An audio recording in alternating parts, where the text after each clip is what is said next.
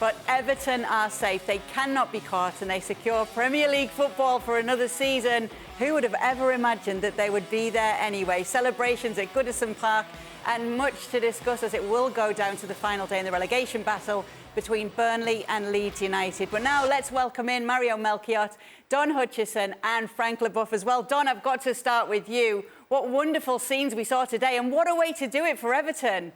Okay, I was calling the game tonight. I was on comms and I thought at half-time Everton were dead and buried, 2-0 down. Palace were flowing. They were playing some fantastic football. I thought they knocked it around the first half with so much calm and they were quite smooth in their passing. And then Frank delivered a team talk at half-time. He was brave. He took Andre Gomez off and put Dele Alli on, and Dele Alli had a real impact on the game. Michael Keane struggled defensively, but he came up with a big goal in front of the Gladys Street end. And then two more big goals right in front of the Gladys Street end had the place absolutely rocking. Calvert-Lewin's winner with 5 minutes to go. Just the scenes were absolutely wild. And then they had 5 more minutes to try and regroup to the 90.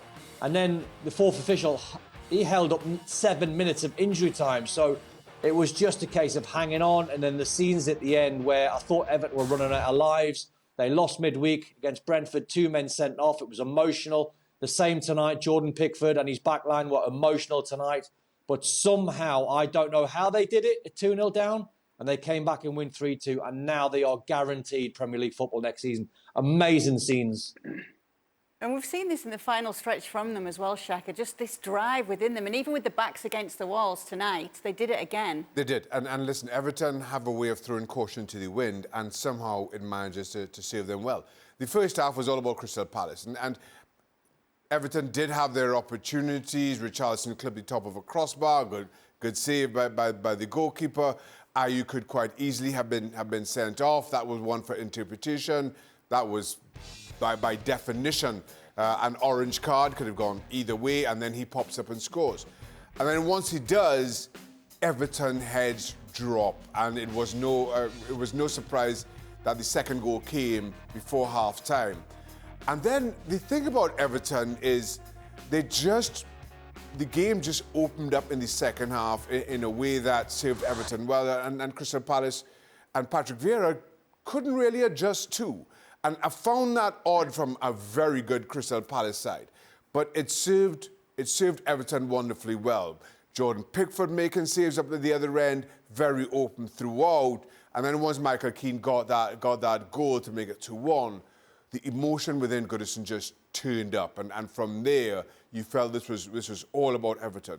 Don't get me wrong, Palace had their chances, but Everton certainly rode that emotional wave to the 3 points. Just from personal experience, Mario, what do you think the mood would have been like in that Everton dressing room at half-time when they're down and they know they have to get a win or pick up the points? No, at that moment when you sit in the dressing room, you're waiting for someone to pick it up, right? You look at your most experienced players, but then you need one player. You just need one player, and that's what normally happens in the dressing room, that has the guts to just say, like, hey, guys, we're going to go out there. No matter what happens, we're just going to do it. I never forget our game. I give an example when we could never beat Arsenal. We were always getting beat when I was, for example, at Chelsea. So at that moment, we came in the dressing room, we looked at each other, and we said, we are down again. Are we going to lose 2-0 again? And then we start talking. We said, hey, no matter what, we're going to go out there and we win the game. I think it was 3-2. But just as a team, sometimes you got to go beyond the normality. And the normality comes down to, you already know if you lose this game, most likely the next one is maybe going to be crucial and you go down. So let's go all the way. And look, for me, the key guy, when Calvert-Lewin scored that goal, guys, come on. He dives in and that header.